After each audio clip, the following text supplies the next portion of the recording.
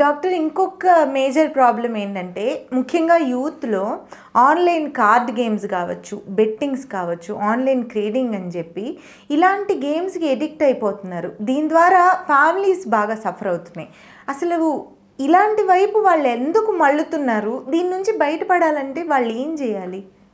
అవునండి, మీరు చెప్పింది చాలా కరెక్టు. వాళ్ళ యూత్ వాళ్ళకి తెలియకుండానే ఈ ఆన్లైన్ కార్డ్ గేమ్స్ అని, బెట్టింగ్స్ అని, ఈ ఆన్లైన్ ట్రేడింగ్ అని దాంట్లోకి వెళ్ళిపోయి చాలా డబ్బులు బాగొట్టుకొని ఫ్యామిలీస్ కూడా పాపం చాలా డిస్టర్బ్ అయిపోతున్నాయండి. దీని మీద నేను బాగా స్టడీ చేశానండి. అసలు వీళ్ళు దీనిలోకి ఎలా ఎంటర్ అవుతారు అని చెప్పేసి.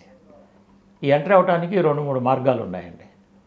ఫస్ట్ ఏంటంటే కొంతమంది ఎవరో ఒక ఫ్రెండ్ లింక్ పంపిస్తారండి.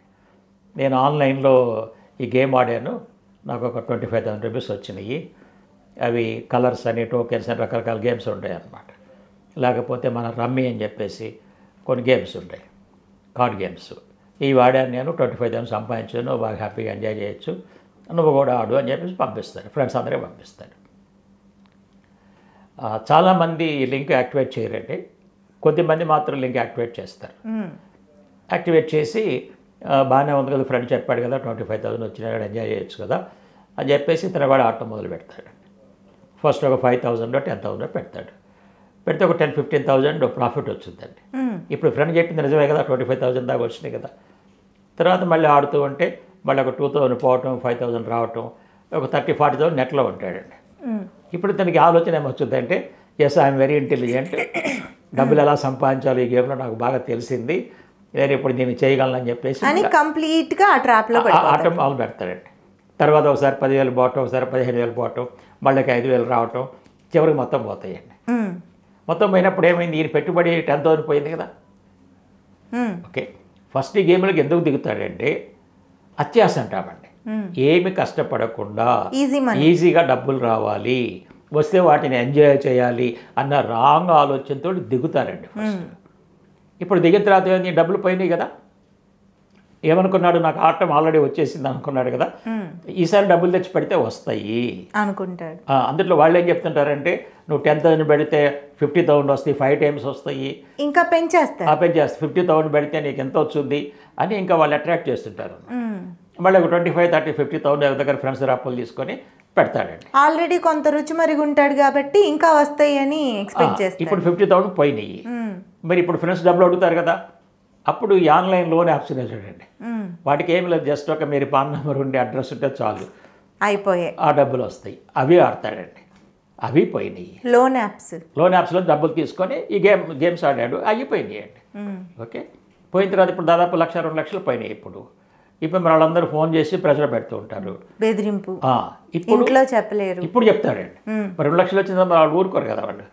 ఇప్పుడు చెప్తారనమాట, ఇట్లా నేను మా ఫ్రెండ్ లింక్ పంపిస్తే ఆడాను, డబ్బులు వచ్చినాయి చెప్పాడు, నేను ఆడితే మొట్టమొదటిలో బాగానే వచ్చినాయి, మరి చదువు ఇప్పుడు 2 లక్షలు పోయినాయి, వాళ్ళు నన్ను ప్రెజర్ చేస్తున్నారు, ఇప్పుడు కట్టకపోతే మన ఫ్యామిలీ నేమో డిస్టర్బ్ అవుద్ది అని చెప్తాడండి.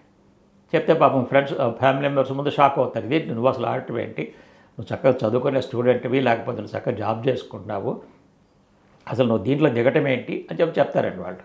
మీరైనా చెప్పండి, ముందు డబ్బులు కట్టిన తర్వాత మాట్లాడండి అంటారు. కొంతమంది ఇలా వెళ్తారు, కొంతమంది ఇంట్లో చెప్పలేక సూసైడ్ చేసుకున్న వాళ్ళని కూడా చాలా మంది. స్టెప్లో వచ్చిందండి, నెక్స్ట్ స్టెప్లో ఫస్ట్ కడతారు వీళ్ళు.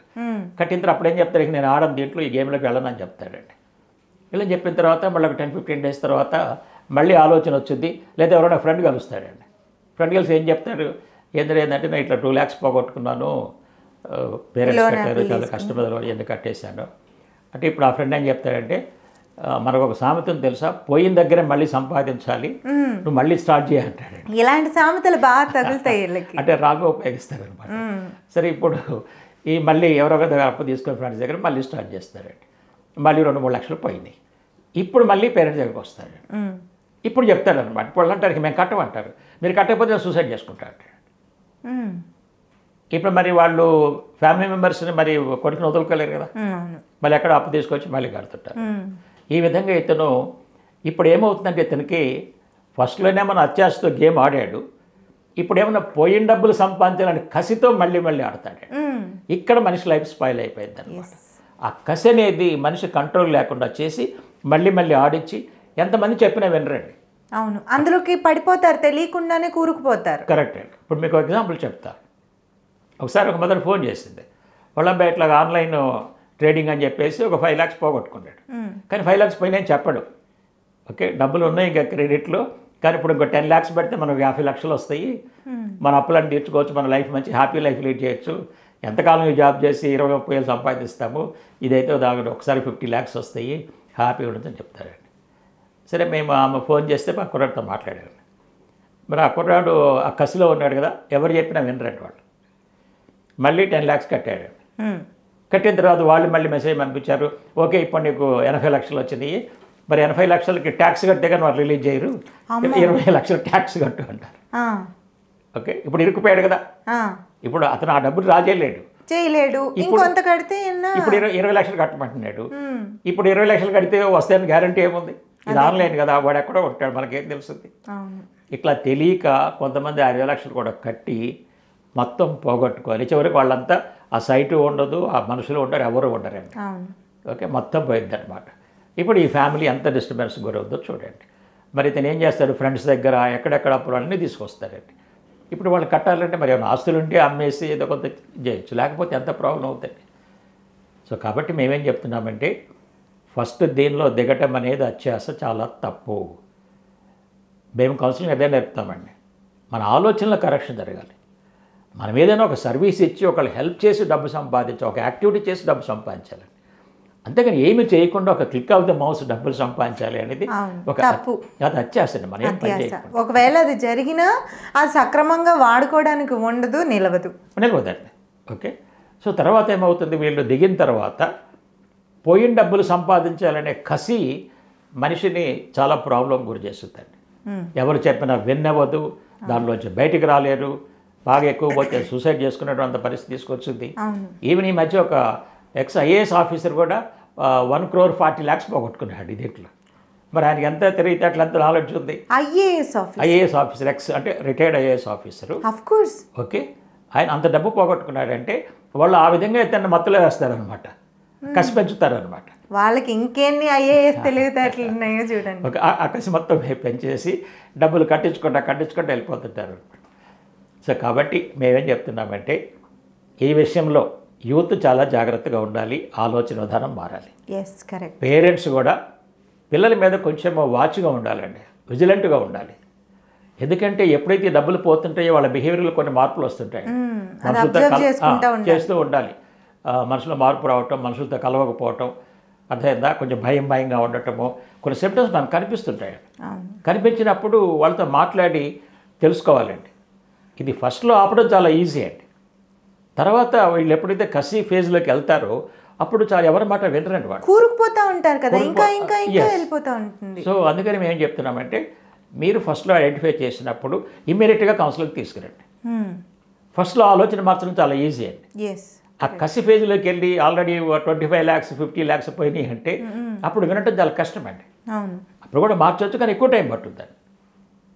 సో కాబట్టి నేను యూత్కి ఏం చెప్తున్నానంటే, మీరు చక్కగా నాలెడ్జ్ స్కిల్స్ డెవలప్ చేసుకోండి, వాటిని ఉపయోగించి డబ్బు సంపాదించుకోండి.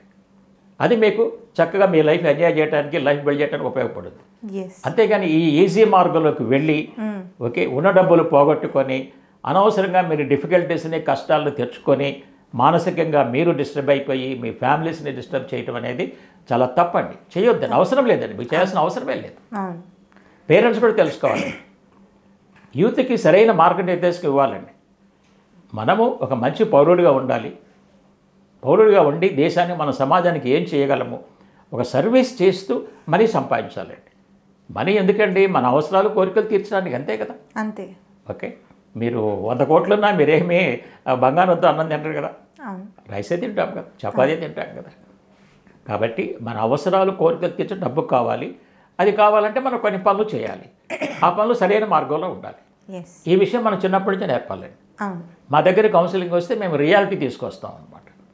వీళ్ళంతా ఇమాజినేషన్, ఊహా జీవితంలో ఉంటారు, వాళ్ళని వాస్తవ జీవితంలో తీసుకొచ్చి మెల్లమెల్లగా నేర్పి వాళ్ళ ఆలోచన విధానం మారిస్తే మళ్ళీ వాళ్ళ లైఫ్లో ఈ బెట్టింగ్లకు వెళ్ళరు. సో చూశారు కదండి, యూత్ అందరూ తెలుసుకోవాల్సిన విషయం ఏంటంటే ఈ గేమ్స్ మాయలో మత్తులో మీరు పడిపోవద్దు. ఒకవేళ పడినా కూడా బయటకు వచ్చే ప్రయత్నం చేయండి.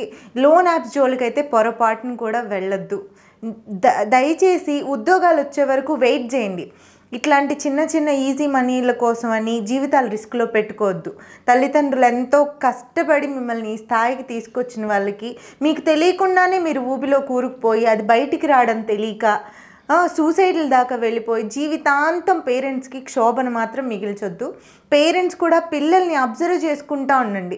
వాళ్ళ బిహేవియర్లో ఏమాత్రం చేంజ్ వచ్చినా కూడా వాళ్ళతో మాట్లాడే ప్రయత్నం చేసి వాళ్ళకి తగ్గ కౌన్సిలింగ్ కానీ మీరే మాట్లాడి తెలుసుకోవటం కానీ ట్రై చేయండి.